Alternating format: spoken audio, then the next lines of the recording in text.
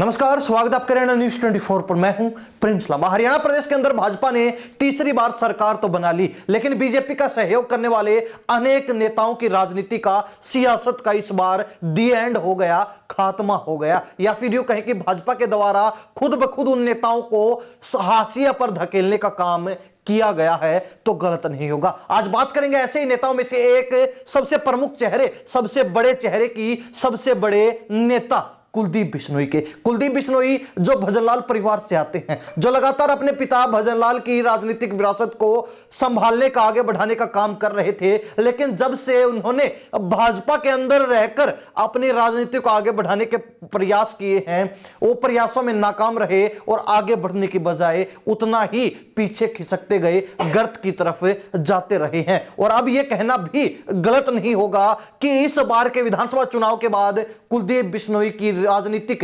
विरासत, कुलदीप बिश्नोई की सियासत अंधकार में जा चुकी है। कुलदीप बिश्नोई की सियासत का लगभग खात्मा हो चुका है। आज आपको बताएंगे कि कुलदीप बिश्नोई किस तरीके से भाजपा में आने के बाद खत्म से हो चुके हैं, उनकी राजनीति किस तरीके से भाजपा में आने के बाद दी एंड हो चुकी है। अपने बेटे को राजनीतिक तौर पर लॉन्च करने के बावजूद भी सफल नहीं बना पाए, एक सफल राजनेता नहीं बना पाए, और तमाम वो मौके, जिन मौके के ऊपर भाजपा ने कुलदीप बिश्नोई को काटने का काम किया, कुलदीप बिश्नोई की जड़ें खोदने का काम किया है, उसको लेकर भी आपको विस्तार से बताते हैं। सबसे पहले बात करेंगे कि कुलदीप बिश्नोई जब 2022 में अपने परिवार के साथ भाजपा में एंट्री लेते हैं, इस ख्वाब के साथ कि कांग्रेस में वो मुख्यमंत्री नहीं बन पाए, लेकिन भाजपा में उनको मुख्यमंत्री बनने का मौका जरूर मिलेगा। लेकिन उनको यह मालूम नहीं था कि आने वाले कुछ ही समय के अंदर उनकी राजनीति इतने निचले पायदान पर चली जाएगी कि मुख्यमंत्री बनना तो दूर, विधायक बनने के भी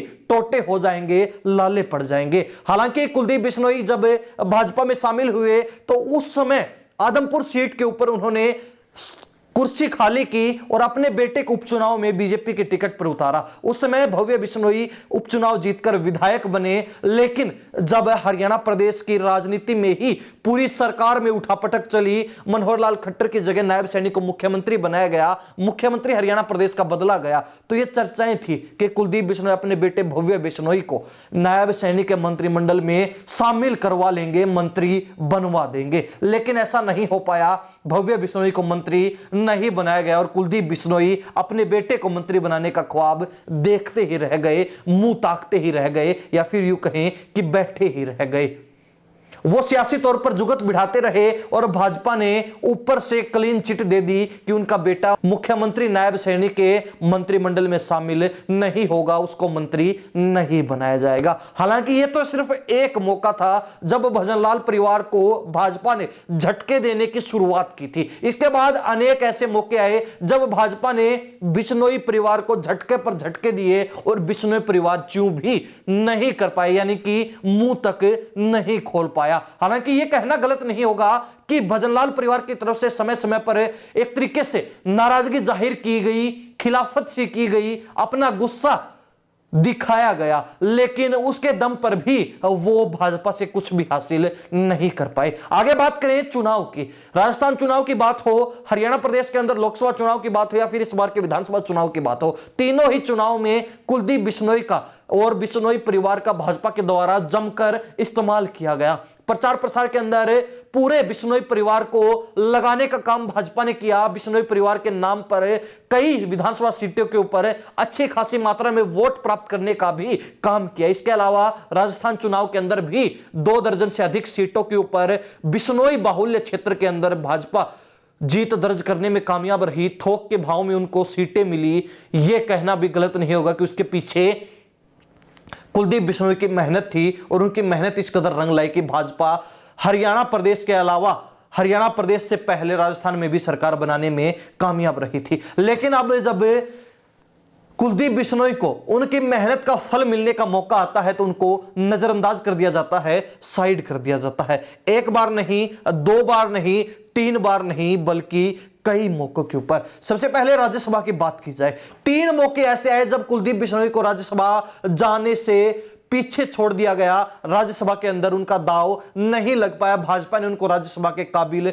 नहीं समझा। वो लगातार प्रयास करते रहे कि उनको राज्यसभा टिकट मिल जाएगी और राज्यसभा में जाकर हरियाणा प्रदेश के अंदर एक नए सिरे से अपनी राजनीतिक शुरुआत कर पाएंगे, लेकिन ऐसा नहीं हो पाया और कुलदीप बिश्नोई को एक बार भी राज्यसभा में नहीं भेजा गया। कुलदीप बिश्नोई के बाद भाजपा में एंट्री लेने वाली किरण चौधरी को भी भाजपा ने राज्यसभा भेज दिया, राज्यसभा सांसद बना दिया और इसके अलावा उनकी बेटी को भी तोसाम सीट से टिकट दी। विधायक बनने के बाद किरण चौधरी की बेटी श्रुति चौधरी को हरियाणा सरकार में मंत्री तक बना दिया गया, लेकिन कुलदीप बिश्नोई को राज्यसभा भी नहीं भेजा गया। अब जब उनके बेटे भव्य बिश्नोई आदमपुर सीट पर विधानसभा चुनाव हार जाते हैं तो उसके बाद भी उनके पास आखिरी मौका राज्यसभा का ही बचा था कि वो राज्यसभा जाकर अपनी राजनीति को आगे बढ़ाने में कामयाब हो जाएंगे, सफल हो जाएंगे, लेकिन बीजेपी ने उनकी आखिरी उम्मीद पर भी पानी फेर दिया और कुलदीप बिश्नोई की जगह रेखा शर्मा को राज्यसभा भेजने का काम किया। तो ऐसे में भाजपा ने राज्यसभा को लेकर जितनी बार भी सीटें खाली हुई उन सभी मौकों के ऊपर कुलदीप बिश्नोई को साइड किया, कुलदीप बिश्नोई की जड़ काटने का काम किया। इसके अलावा जब लोकसभा चुनाव आते हैं तो उसमें कुलदीप बिश्नोई हिसार लोकसभा सीट से टिकट चाहते थे कि भाजपा उनको प्रत्याशी बनाए और भाजपा को जीत दर्ज करके एक सीट उनकी हरियाणा प्रदेश में बढ़ाने का काम करेंगे, लेकिन भाजपा ने टिकट दूसरे नेता को दी। नतीजा यह रहा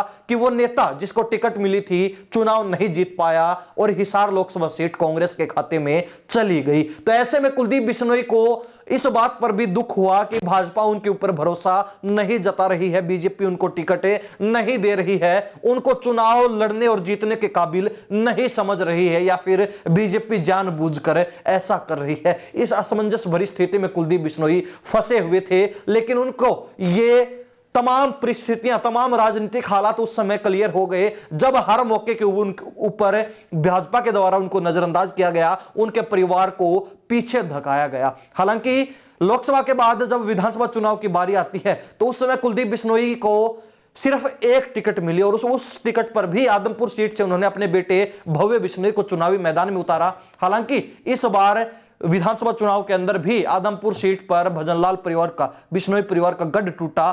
करीब 5 दशक के बाद बिश्नोई परिवार आदमपुर सीट पर मात खा गया और भव्य बिश्नोई विधायक नहीं बन पाए। तो ऐसे में गिनती की जा सकती है कि कितने मौके आए जिन पर भजनलाल परिवार को, बिश्नोई परिवार को भाजपा के द्वारा नजरअंदाज किया गया। और अब ये चर्चाएं हरियाणा प्रदेश के राजनीतिक गलियारों में शुरू हो चुकी हैं कि भजनलाल परिवार ने बीजेपी से दूरी बना ली है। हालांकि ये साफ नजर भी आ रहा है कि जब से चुनावी परिणाम सामने आए हैं तभी से भजनलाल परिवार भाजपा के ना किसी मीटिंग में, ना किसी कार्यक्रम में, ना किसी जलसे में शामिल हो रहा है और ना ही कोई जिम्मेवारी ग्रहण कर रहा है। यानी कि बिश्नोई परिवार अब सीधे तौर पर भाजपा को अपनी नाराजगी दिखा रहा है और यह साफ कर रहा है कि वो भाजपा के साथ नहीं है, क्योंकि मुश्किल समय में भाजपा ने उनका साथ नहीं दिया। वैसे आपको बता दें कि कुलदीप बिश्नोई के बाद आने वाले कांग्रेसी नेताओं को भाजपा में इतना मान सम्मान मिला और कुलदीप बिश्नोई जहां थे उससे भी पिछड़ गए, उससे भी पीछे चले गए, गर्त की तरफ उनकी राजनीति चली गई। तो यह कहना गलत नहीं होगा, यह कहना बिल्कुल उचित होगा कि भाजपा ने कुलदीप बिश्नोई के साथ एक तरीके से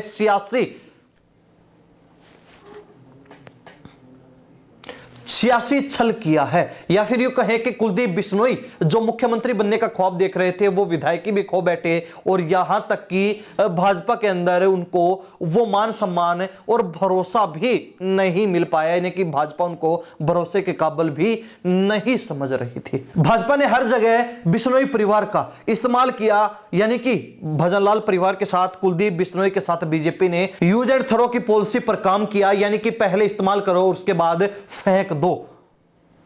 तो वही कुलदीप बिश्नोई के साथ भाजपा में किया गया। उनका समय समय पर इस्तेमाल हुआ, जमकर उनका इस्तेमाल किया गया, जमकर उनका सहयोग लिया गया हर जगह पर, हर चुनाव के अंदर, हर स्थिति में। लेकिन कुलदीप बिश्नोई को विपरीत उसके कुछ भी नहीं मिल पाया। वापस कुलदीप बिश्नोई को सियासी तौर पर भाजपा से कुछ भी नहीं मिल पाया। अब भजनलाल परिवार, बिश्नोई परिवार जो किसी समय हरियाणा प्रदेश की राजनीति में एक जबरदस्त मान सम्मान और दबदबा रखता था, वर्चस्व रखता था, आज उसका वर्चस्व धूमिल हो चुका है, मिट्टी में मिल चुका है। तो ऐसे में क्या हरियाणा प्रदेश की जनता सोचती है कि बिजनलाल परिवार दोबारा वापसी कर पाएगा, दोबारा हरियाणा प्रदेश में सियासी तौर पर मजबूत हो पाएगा और कुलदीप बिश्नोई जो लंबे समय से भाजपा से नाराज चल रहे हैं, क्या वो पाला बदल सकते हैं? क्या एक बार फिर किसी दूसरे दल में उनकी एंट्री हो सकती है या फिर भाजपा के साथ बने रहेंगे? हालांकि इसके चांसेस बहुत कम नजर आ रहे हैं कि कुलदीप बिश्नोई भाजपा में बने रहेंगे, क्योंकि लंबे समय से बीजेपी से दूरी बना रखी है, ना भाजपा से संपर्क कर रहे हैं, ना ही किसी कार्यक्रम में, बैठक में या फिर जलसे में पहुंच रहे हैं। तो ऐसे में क्या कुलदीप बिश्नोई भाजपा में जमे रहेंगे? क्या भाजपा की तरफ से उनको कुछ मिलेगा या फिर नहीं? आप क्या सोचते हैं? अपनी राय कमेंट के माध्यम से जरूर लिख दीजिए। इन्हीं सब बातों के साथ मैं प्रिंस लांबा, हरियाणा न्यूज़ 24। नमस्कार, जय हिंद।